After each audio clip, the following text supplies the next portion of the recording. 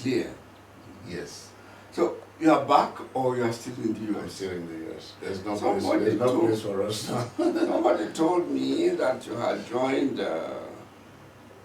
CPDM preaching. You yourself you were verified to know. It's our system. Somebody disagrees with you. Then, The point is that we were the forefront of all of these things. I went and brought the people. When you came, you saw me in the US. When you came with Foncha and Mona, you saw me in the US. So the way I saw the situation in the diaspora, the division between the Northwest and Southwest was so much. So I started something that was very different to bring Cameroonians together. What they called, I used like a culture as a springboard of unity of bringing. So I started what they call the All Cameroonian Cultural Festival. Okay, Which I had some. Yes, which was an idea that came out of the Cryer Foundation. Cryer Foundation was more political. So we're always having like town hall meetings. I started it with this guy who is an in-law to Frundi, James Bide. Okay. Married to Yes, I know. Yes. So we started that, and then from Cryer Foundation we went to this thing. At that time, I was the treasurer of national treasurer of SCNC, which I have. I wanted to stay in the background to push the other people like Mundua and all those other people, but they insisted that I be the national treasurer. So I saw that I would not dedicate much time in that position, so I resigned from that position to be doing all of these other things. Okay. So the anger from that, angle from the cultural perspective. from the anger from that, because people don't understand really. That was a forum to meet with you and chat a little bit again, what you're doing and how things are, and some of your thoughts that about the country and about the movement. I wish to welcome you most warmly to the country. Your absence, I think, has been felt because you occupied a very, very important lever in the struggle we all have taken part in. And when you left, I don't know whether there's been anyone who has been as capable as you have been replacing you. You are most welcome, and it's a pleasure to talk about the past. Okay. You look healthy. So what's the secret? Thank you very much. You know, I've been pretty ill. Some time ago, I had surgery in the brain. But since then, I have been taking care of myself. I pace myself. I give myself so many hours of work. But now I'm okay. Okay. So I would say I came to know you and to work very close with you as the chairman of the AAC Standing Committee and the organization itself. Every now and then I look at the certificate which you gave me, the award for organizing the AAC 1. Yes. So those were very great moments. Where did we go wrong? Okay. First of all, I must say you worked very hard. I remember very hard. We had some people who would have let the whole event down. The night before AAC1, all the preparations to receive all the thousands of people coming from all over the country, the preparations were incomplete. And it was a great miracle to which you have to bear the credit that everything finally worked out so gloriously, and we had a very, very successful conference we did. I still remain in Boya. This is the same place we used to meet. I'm still a lawyer, although I have reduced my intensity in the legal work. But about it, that's it. As regards political events, I am in no political party. I used to be in the LDA, but that party ran aground under the leadership of Mr. Njoli Tube. And so I just remain a private citizen, an elder statesman, an elder citizen, if you can call it that. I see what is happening. The country is within the usual deceits continue. You know, I have my own little niche, and so long as nobody disturbs me in my niche, I'm okay. So you don't consider yourself a member of the SCNC? I have always given talks, the radio, CRTV, they have always interviewed me along the lines of SCNC. I still vouch for the philosophy of SCNC. In fact, before President Biya visited Buea, the so-called 50th anniversary celebration, there was a long interview of about an hour which Wine Ponga had with me, and my views there came out absolutely clear. In fact, I still stand, and I vehemently oppose anyone who tries to say that I've deviated. I believe in the philosophy of the SCNC. You are the pioneer chairman Yes. of the AAC Standing Committee, Yes. which is very historic because apart from the reunification era, maybe Fumban and all the like, that was one of the remarkable gathering of Anglophones for a very long time to talk on politics. You became the chairman, and then again you transitioned it into SCNC in Bamenda. Southern Cameroon's National Congress. Congress, okay. Council. So what is that philosophy that you still adhere to?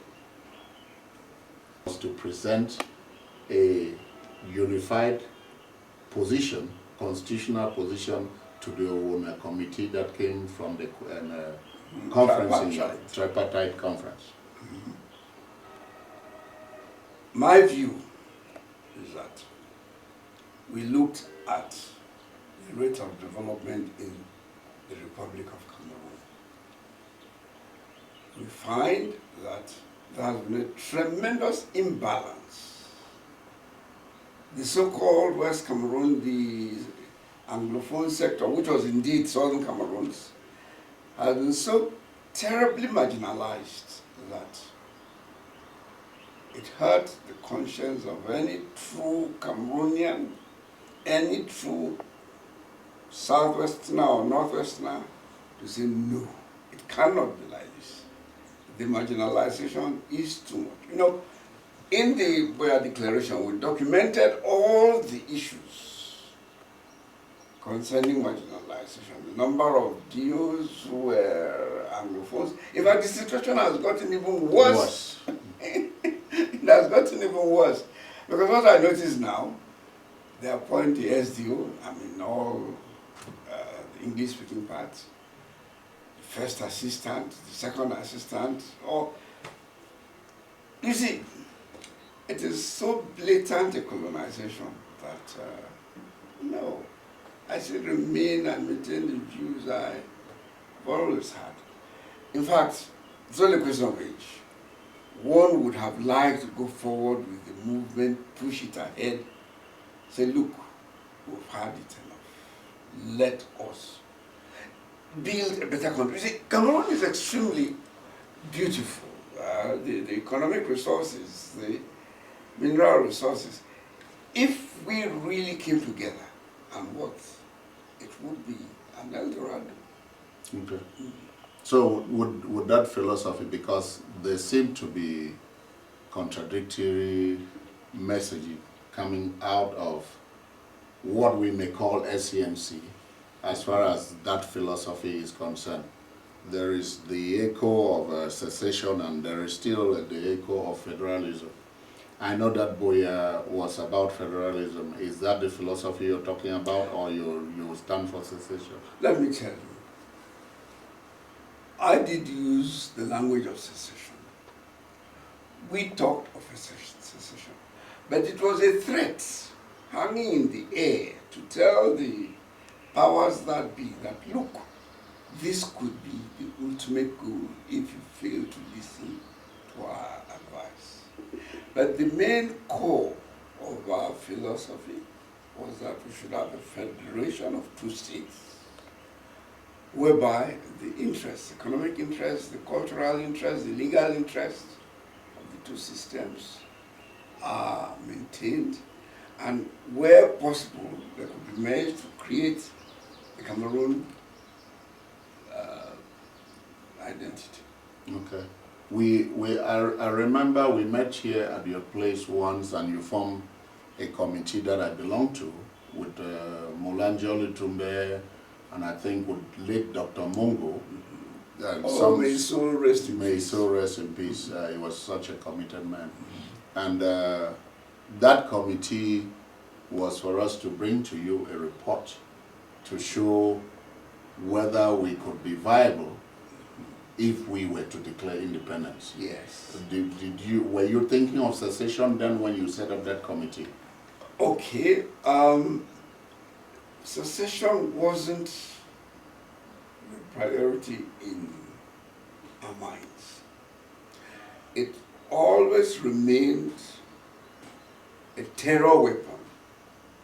It remained a weapon.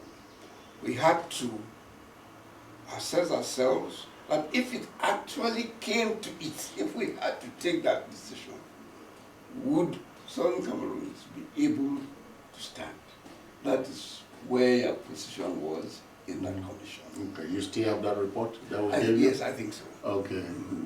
Was that report going to be anything to encourage you? Because if we go back, there might have been a similar report from the days of our independence, when they were thinking of our independence, that they saw that we were not viable to stand on yes, so I could talk like the Philipson report and so on. Yeah. Yes, it was along those lines. So did this report give any different results from the Phillips report? Of course, things have clearly shown that the Philipson report was completely, to be blunt about it, nonsense. They said we could not stand, but look, the oil there in Dian and, the cocoa, the coffee, it was a terrible report. But your position, the position you brought out, completely contradicted those things. And I'm very, very convinced personally that even today, we can maintain ourselves. So those are important documents. How do we get those documents out? You are not writing. You will not come out with them. Okay. Remember, did you have a copy of my book that you wrote? Yes. I think I gave you a copy. Yes, I have a copy. Yes. Now that I am not too heavily engaged in legal work, because in my chambers there are about 4 lawyers there, including myself 5, 2 young stagiaires, 2 young people counsel. There is time, and I have in fact started writing my reflections. Okay. Because it would be wrong for us to have castigated the older generation, and then we are actively in it, and then we leave without really... No, it is important. That is why I remember what you said about praises to the late N.N. Bile. I have his book, my account of the Cameroon history. Political history. Mr. Chief Okete's on account. We may disagree. There are portions in those books which are disputable, heavily disputable, but they have at least traced the path. In mentioning that, I cannot forget Muko, because he wrote a lot. He wrote a lot. Historians in the future, or the political movements in the future, would want to know what inspired him. Okay. So why is there? We never saw a case of division, and I remember I used to be a very good client for the arrest in this society. I mean, with the police and the Yes, system. I remember you arrested you and George. Yeah. In Mundim. Yeah, that was the first one. When before even SDF was launched. Yes. That was the first arrest before the SDF was launched. But what I'm trying to say is, in those days there was so much solidarity when you were the leader of the Anglophone movement. Yes. And all hell went loose when a member or a person was arrested. I remember you marched the whole standing committee to Kumba when I was arrested at Kumba. Yes. And there was so much pressure that, I mean, that even the arrest was very enjoyable because you saw all these people coming here. What has gone so wrong that it's just becoming normal for people to be arrested without any seeing people in the streets or any kind of protest to get them released? Yes. What you have said is absolutely true. In the heyday of the SCNC, I operated within the country, forgetting that the police were there, forgetting that the gendarmes were there. And I have an incident here in mile 17, before May 20th. I think there was a scare somewhere in Yaoundé that SCNC was going to succeed. And I was returning from Yaoundé in the night, about 10, and one policeman stopped us. And my driver asked him, "But what is all this fuss?" And he said, "Oh, we are looking for Barrister Elad." There I was in the car. And I told him, "Oh, here I am." And he asked us to go. The thing is, a number of factors have come to dilute and weaken the movement. First, the emergence of the SDF, which is, they put it an Anglophone-looking party. Secondly, there is the element of tribalism. You see, we try to say that the Southern Cameroons or West, the Republic of Cameroon, Southern Cameroons, would be a federation of the Northwest and the Southwest. Because people down here, I'm talking of the Southwest, they have vivid memories of how, when the Northwest people came to power, how they manipulated the power and marginalized them. So I remember that in the SCNC we had those echoes of marginalization came. People said, they were not true, but people said, look, be sure that if this is this Southwesterner, the next must be a Northwesterner, and so on. And people like Governor Obenashu played into this and said, oh, that man, that's referring to him. He's an East Cameroonian, he's a Francophone. Okay, they forget that my mother was very much part of this place. That my whole upbringing, my training, my education, my life has been here. Then there was a thought that money was going to come out of the struggle. I remember I was in London and we met Susungi. Susungi embraced him as a committed idol of goals for the struggle. He was a banker, perhaps still remains a banker. But in our conversations, I could see the permutations behind his mind, how much economic benefit he would reap when the final battle was won. He, for instance, asked me to write a letter of recommendation to the head of the African Bank, proposing him as a candidate for some office that was open. First of all, I didn't see myself possessing that amount of power.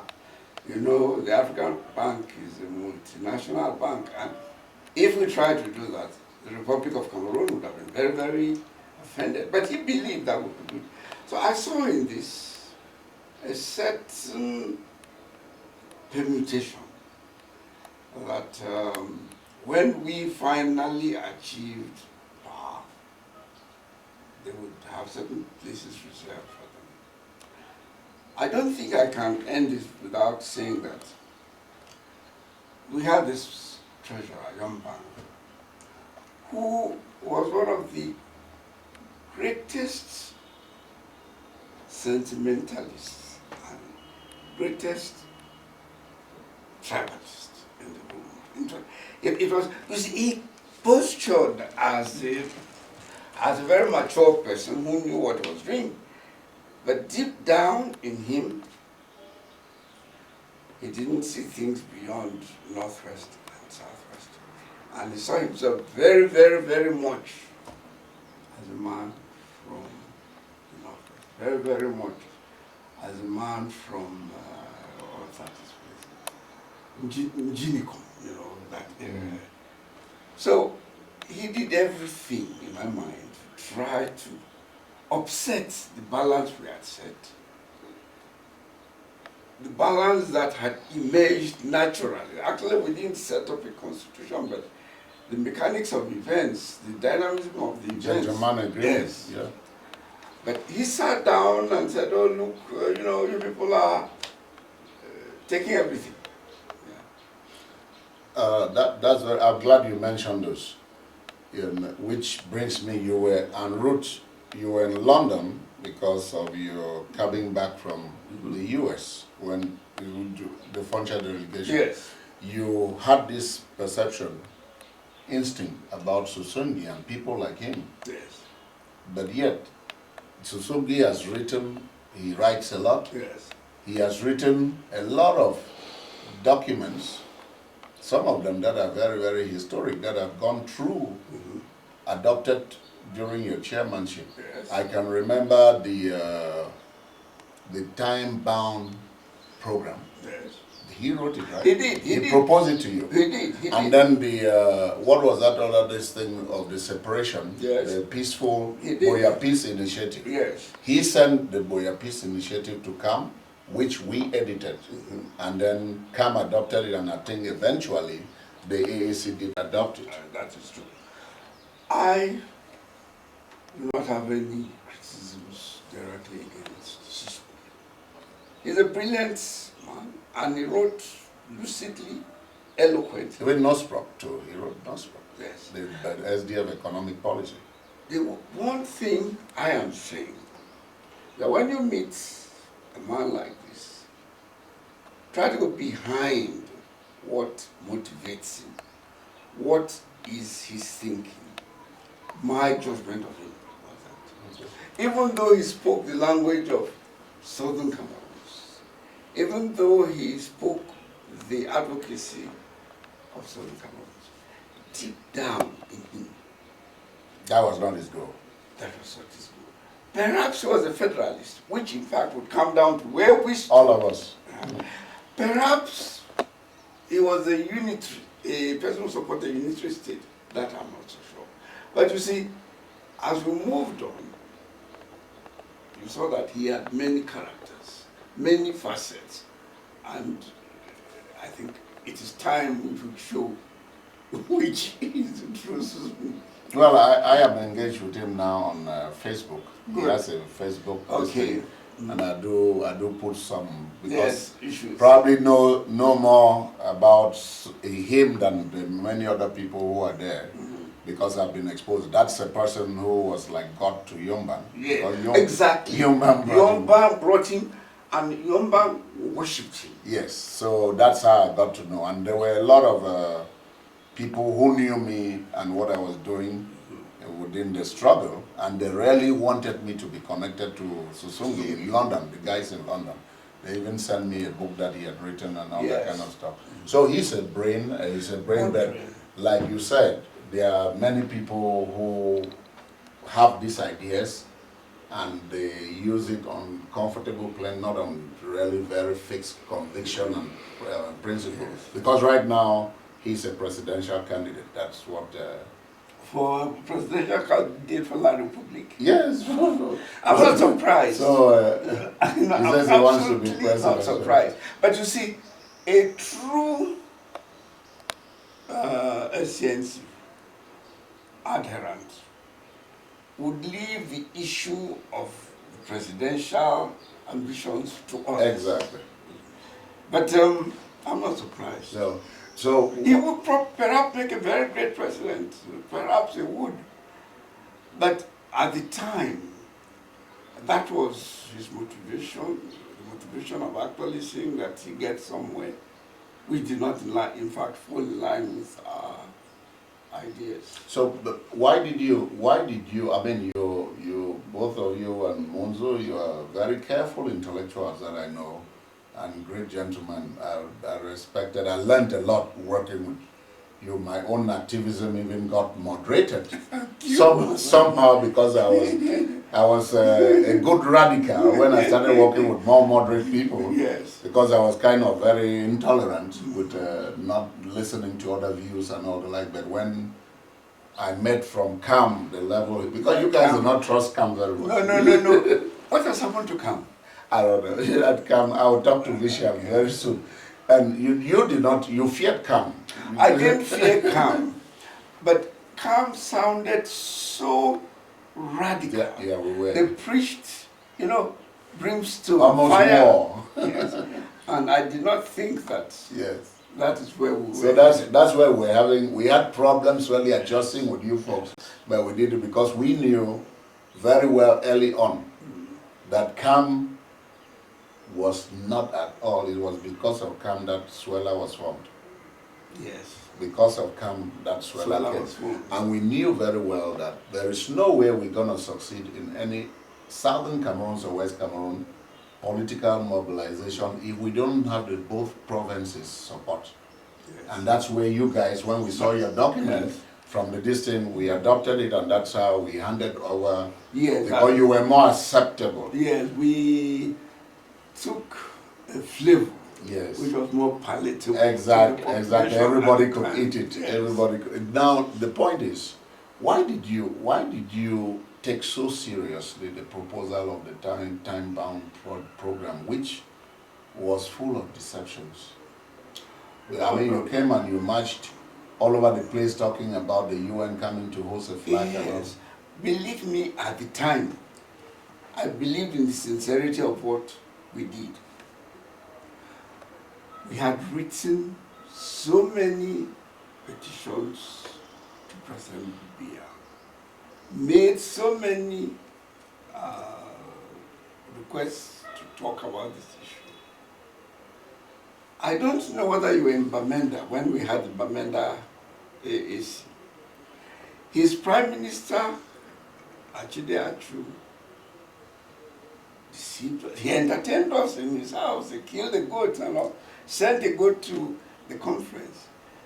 But he and the late Quine, may his soul rest in peace, they sabotaged our plans. They put up communiques over CRTV Yaoundé that the conference had been postponed. It was not true, but they did. They went.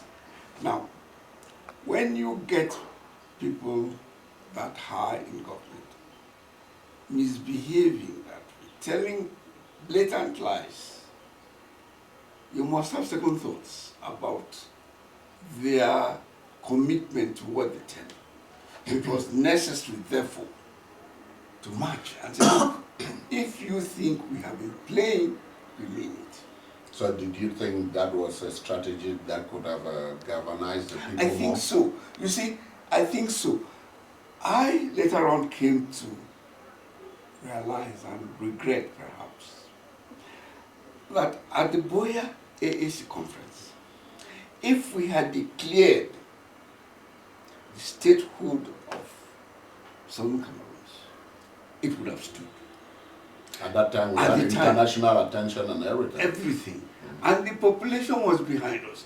Yes, I'm aware that the forces of La Republique would have come, but it would have resulted in some war, we would have succeeded. At least the dimensions of the state, the geography of the state, the identity of the state would have been international circles. So what did you, I remember before I left for the US, we sat with you and Yombang when we made lists of the people who were supposed to come with you to the UN. Yes. And to force the Funchas and Monarchs to Yes. accompany. What do you think you achieved with your UN? Okay, let me tell you what I think we achieved. It was an unfortunate thing that we pushed people like Funcha to come in. I have a vivid recollection of our meeting in New York. Boutros Ghali, who was then Secretary General, had a meeting. He received us, but was busy doing some other thing. So he sent one of his deputies to listen to our cry. We had agreed before the meeting that I, as the chairman of the leader of the delegation, would make introductory statements and explain all that had brought us to New York. We had written everything and handed these documents with UN so that it would not just remain a verbal discussion. At that meeting,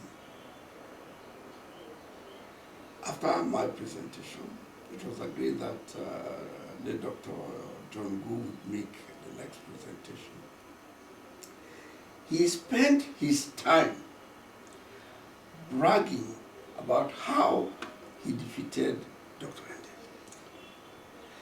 He pictured himself campaigning on a motorbike, a bicycle, and he made this comparison of how Dr. Endel was a very tall man and how he defeated him. I remember that at that meeting I turned to Honorable Muna and said, that is not what. And Muna sent his hand behind my chair and pulled Dr. Foncha's coat that this is not what we are here for. However, I thought that after we had gained that level, and the UN in the corridors, not in the formal meetings, said, look, if there was some spark, we would then know what to do. Because you see, this is a multinational organization, we're not a nation, we're coming to live. So they were telling us, look, we cannot come directly and interfere in the affairs of another country. But if there is something that would appear to be threatening human rights, world peace and so on, then we can come. Now, I'll tell you what I felt. When this vision of the possibility of the UN stepping in and even sending troops, it looked remote, but the possibility was there. I got in the late Dr. Foncha's tone a certain eagerness to come back to power and to campaign with the hope that he could once again be either the president or something.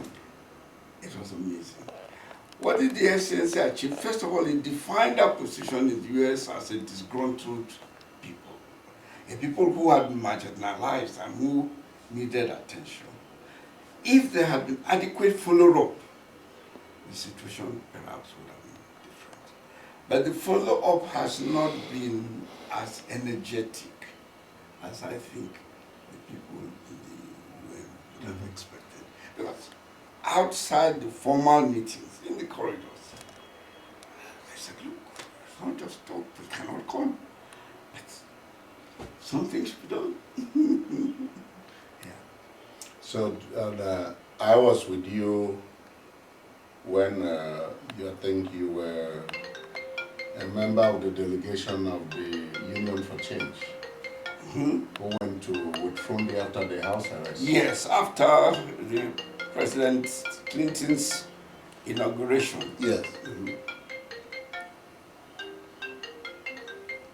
Judge, when I had this lunch for this supper for Dr. Musa. Okay. Yeah, So, do you think that because from the 90s or so up to say that period after the house arrest, I was with Mukong. I'd gone to UN before you guys. Yes, came and yes. met us. I remember Mukong had gone there, Yes. and then I came on a private visit, Yes. and yes, I That's remember right. that very well. And you remember, I mean, you were with us when we set up the first Cameroon Yes. Anglophone movement in Yes. the US before AAC. Mhm.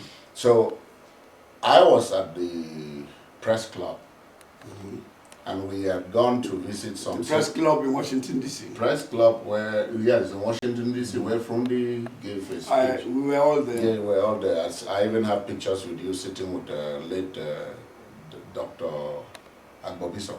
Okay. Yes. He died? I didn't know. He died. He died. What a pity. Yeah. So, do you think the effect of lack of push, international push, in defense of Frundi comes from the level of performance during that conference? Because I sat in that conference and I watched a lot of people walking out. No, I would not personally ascribe any failures in terms of support push to one particular conference. You see, I think La République has a lot of allies. French, several African Francophone countries who are minions and stooges to France. They are likely to campaign very, very, very hard against, SDF Frundi. My feeling is that there has been a lack of intensity. You see, there has to be a hunger, a bitterness, a sincerity that, look, we are suffering. We need help. That has been lacking. This is my view. And so, okay, yes, you will contest the elections, you probably may win. Yes, I think they contested the 1992 elections and probably did win. I think so. I think even the President of the Republic admitted it and said that they did what they did in order not to allow the country run into the hands of inexperienced people. But we have gone down. Things have worsened. Not moving forward. Not because of that particular press conference. I think the press conference was not a stellar performance. But, many other events have contributed to Undermine. Okay. Now, and I think it is important we talk about this because the main goal that we might have had in SCNC and Cameroon Anglophone movement is to form a force between the Northwest and the Southwest. Exactly, a force, yeah. And as much as we could be together, we may interact, we may eat the same kind of food and all the like, but it has been a big problem for any political collaboration between the two provinces, which I think you might have alluded to some of the mistrust that exists. Now, it's always good for us to take a comfortable position to say that problems don't exist. Yeah, what is it that we are going to do? Because these are not two people, I don't know, for some of us who come and we talk, it's not out of hate. It's out of some differences that needs to be addressed and worked out. So yes. What do you think is really this? Some people define the Anglophone problem to be the disagreement between the Northwest and Southwest. Some people looked and said, oh, there's no problem, they are hate mongers trying to push this problem. But I would say that my experience even would come, I was focused on this Northwest and Southwest unity, bringing them together. I accepted, first of all, that even if we marry each other, even if we are eating the same kind of food together. Collaborate. The thing that makes greater decisions of our daily lives, which is politics, we don't collaborate. And I always believe that any form of strong political collaboration between the Northwest and Southwest would always get what they want. Yes. So how, I know that we blame this on the frontier era and all that, like, which is a way that we can really accept that yes, these things existed, some seeds were planted that are not good, but we have to do a different season and move on. Yes. What you've said is absolutely right, and I agree with you. We addressed that problem, which is a real problem, in the Constitution, Federal Constitution we produced. As regards the Northwest and Southwest, we said there will be a rotating presidency. Okay. If the president comes from the North, the Prime Minister comes from the South. And from time to time, every time there is an election or a term, the rotation will take place. This is at the intellectual level. You know, Yes. it does not really sink into the daily lives of the ordinary Northwest Anglophone Cameroonian. What I think we could do is to intensify exchanges, cultural exchanges, so that the Southwest can go to the Northwest. The Northwest, they can come down here. In fact, the problem is not so much down the Southwest. It is more a problem coming from the Northwest. Because the Southwest has been exposed, you know, the plantation, the migration of workers down to the coast. The coastal people are more, shall I say, used to living with other sections of the country. But in the Northwest, where you have a heavily feudal community, very tribal community, with the funds and the fundums, it has to be a gradual process of education, making those fundums appreciate that all of us are Anglophone Cameroonians. I was very impressed, very, very impressed, when I went to Buyo. The SCNC delegation went to Buyo. And the fund there said, look, first of all, we are Anglophones. When do you promise us that we will become one? In so, at the Ford's Palace in Kumbu, the same message, a certain identification at that level with their brothers from the Southwest. But when it comes down to the level of the ordinary man competing with himself, that interaction has not yielded enough. It has in the Southwest because of the fact that there is this influx, but it's not the same in the Northwest.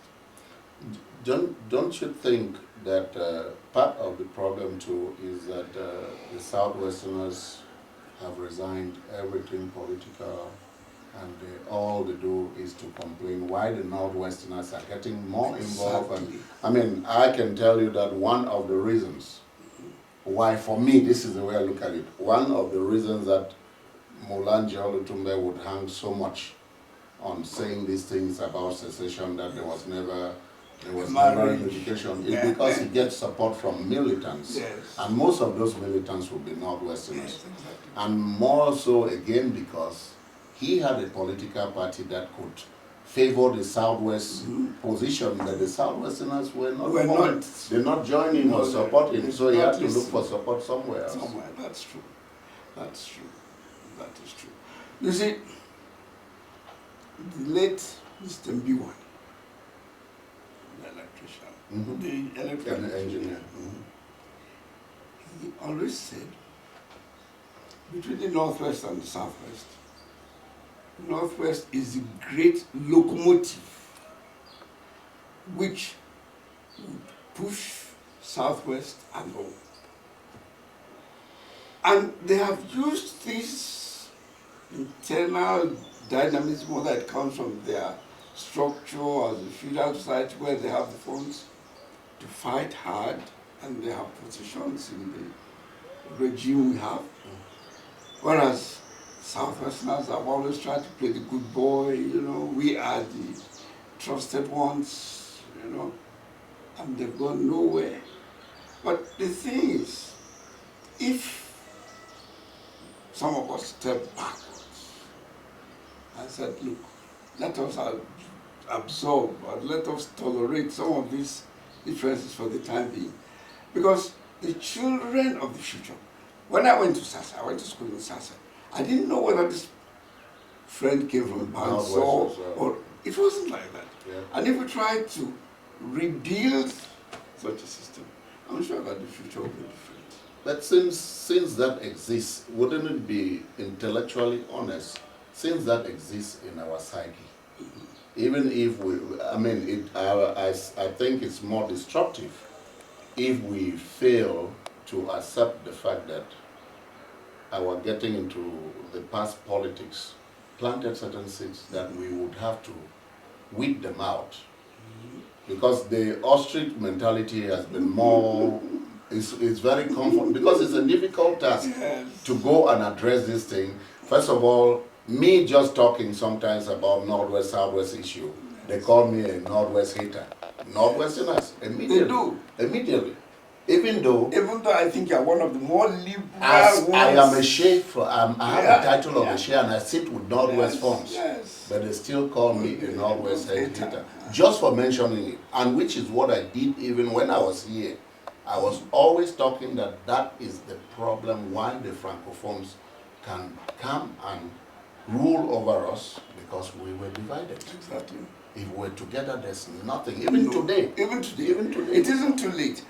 I am not so sure that what you say is in our psyche is exactly how I would put it. It is some cultural influence that has made us adopt the attitudes we are adopting. A certain level of poverty, a certain hope that perhaps if I say this, my people will benefit. But if we were given the opportunity to be by ourselves, I think that those imbalances will be corrected. So how much time do I have so that I can? Well, come soon. Okay, and so that you know. Okay, yeah, so you think there's hope for us to, because the Anglophone, take like the GC board for instance. We put together. It did not matter whether an Anglophone was CPDM or whatever. No. They wanted that thing and they came together. And there's nothing that the government could have done. That is true. There is something happening today. The erosion of the judicial system. Exactly. You may not know. We know about it. Some magistrates even come there and say they will not listen to submissions in English. Can you imagine? Do you know you know that we get more informed outside because we get those things come on the internet very easily. Yes. So can you imagine? That is such boldness. Okay, I've talked to a few of the lawyers, and I'm happy that they went to Yaoundé and met Anglophone MPs to protest that this was absolutely a betrayal of the bijural nature of our country. I have hope, because history is not static.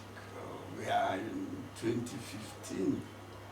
The power structure as it is in Yaoundé today is bound to evolve and change. Globalization, which I don't think I support too much, but nevertheless it is there. It's affected. It's affected. America is the dominant force. So I see a time when there'll be an opportunity for Anglophones to come together. My only fear is this. that when that time shall have come, give it 100 years, the then Anglophones will not be Anglophones, they will be Francophones. Who are Anglophones? Yeah. So, but we should continue. So we'll be looking for the Aborigines, Anglophones, which is a different thing now entirely. The Aborigines. But the struggle should continue. Okay. Because, see, my children, they know what was their father fighting for. Your children, when they listen to you, what was... Yeah, it has to go. So you have hopes that there's gonna be democracy in Cameroon, that people would be free and people will have a better life, or that southern Cameroons will be free? The issue of having a plebiscite for southern Cameroonians to vote whether they want to be themselves looks remote. Okay.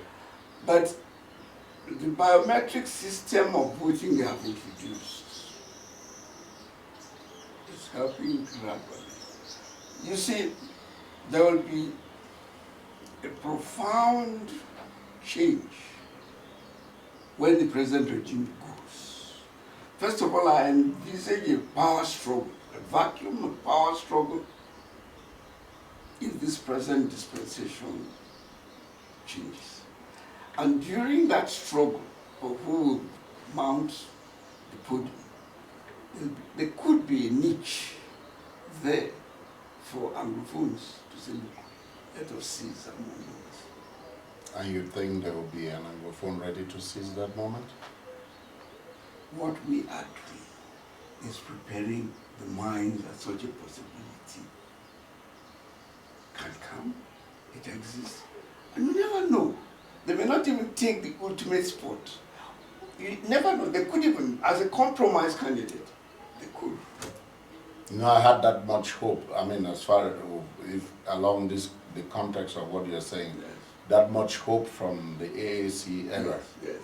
But now it's, do you really get what is the Anglophone message that we could really have that hope that if there is a niche, there would be that kind of focus, Anglophone focus to grab that niche? You have to ask yourself, the grievances we refer to, have they changed? No, they have been intensified. Made them In bolder. Faco, we have an SDO who is a Francophone. The 4 sub-divisional officers are all Francophones. The governor is a Francophone. What is this? Go to Mehmet, the same thing. So, what are they? Embassy in America, the same thing. So, what are they bragging about? I mean, Anglophones. I think that, you know, unless they have become so much like Paul, but I don't think so. There are very many young men there, radical, who the moment will just be right for them. So you remain hopeful? I'm hopeful. I'm absolutely hopeful. I'm an optimist. I remain hopeful. So who is the SCNC leader now that you know? I don't know. You see, they've fractured themselves into... It doesn't have to come through the SCNC. Yeah, no. It doesn't have to come through a set organization. But things can be so fractured that a compromise candidate may come from somewhere, not really from any present structure that we know of today. I don't know who the leader is. It's not long ago we saw we saw information about Polaya being the leader. And there's a lot of controversy that came about from Polaya, which I'll be happy if you can talk about. Polaya... He is a politician who sat in the National Assembly of the Republic. I don't know. I think he's an honest man, but I don't know whether if they're looking for someone. I doubt it. Someone should be independent, not somebody who has tasted the largesse of La Republic.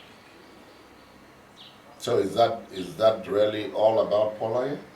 No, he is a brilliant person, a scholar, a legal jurist. There is a lot about him. His courage, the courage that he alone can stand up and vote against the amendment to the Constitution. Those are great qualities. But are those the qualities that identify you for leadership? Not exactly. Because to be a leader, there has to be a certain temperament. You haven't got to frighten everybody. You must take a certain midway position that you can live and others can live with you. So what about the controversies surrounding him one time leaving Parliament? I mean, he did not leave Parliament on his own. He was pushed out of Parliament. Not elected. And, well, he was pushed out eventually because the only time he ever went to Parliament was through CPDM, right? That's true. And then when he tried a different party, he couldn't go back in, and then that pushed him. Was it out of frustration that he came and identified with the Anglophone cause? I would not know. I would hope not, because that is a reaction that is not good. If you want to identify yourself with the Anglophone cause, get in from the beginning and see, this is where I stand. So you think he might still believe in the Anglophone cause even though he accepted he was co-opted back into the system? And you know what co-optation is? Yes, it's possible. The danger with things like that is that you see, if the regime co-opts you, you know, would you be as reliable as an authentic article? I don't know. I doubt. Well, one thing with co-optation is people in power use that to subdue opposition. Exactly. And then even if you go there and you want to still continue along the lines of opposition, you would be ridiculing yourself because nobody takes you seriously. Nobody takes you seriously. You know, you become clearly like a puppet, you know, a stooge. You become a puppet. Exactly. Because those type of setting is where they have the polarization, the effect of polarization syndrome, which is normally the group thinking. Yeah. If you might think very clearly out here, but when you go with the group, you must follow what the group is. Yeah. But let me talk about. I know this would interest you. And one of the things that we are thinking about and we are trying to push is that the gates opened very much with the flood of Cameroonians going out into different countries to look for livelihood or to run away from persecution. And many of them went and became for their own settlement to become citizens in other places. And many other countries adopting a policy of dual nationality, which is an attraction of it has economic effect too, as well as other political effects. What would you think? Don't you think it would be a good thing for the law in Cameroon today opposes dual nationality? That is where we are. We oppose dual nationality. Besides taking the law on its face value, I haven't given a lot of thought to the benefits of possessing multiple nationalities. I can see why it was introduced in Cameroon at the time of the conflict in East communism and capitalism, the Francophone grip on their territories. But I think that now things are changing and it may not be such a bad idea. To have dual nationality. Okay, but the thing is, having a law that is equitable, that is practiced proportionally to everybody. Yes. We know that most of our politicians and some of their children, as long I could be an American, and if I come here, I could still live as a Cameroonian American still, if I'm in the good books of the ruling party. Yeah. We know people who have run for elections here, and they are living here. Yeah. And they still maintain their dual nationality. So is that fair to have something that is practiced just for people who... I don't think the regime has created a screen whereby it discerns clearly who has dual nationality. I think they just presume that. Or they tolerate somebody who is favorable to them and ignore whether he has another nationality. Nobody is interested. Okay. Try to find out. Well, thank you so much, Elad.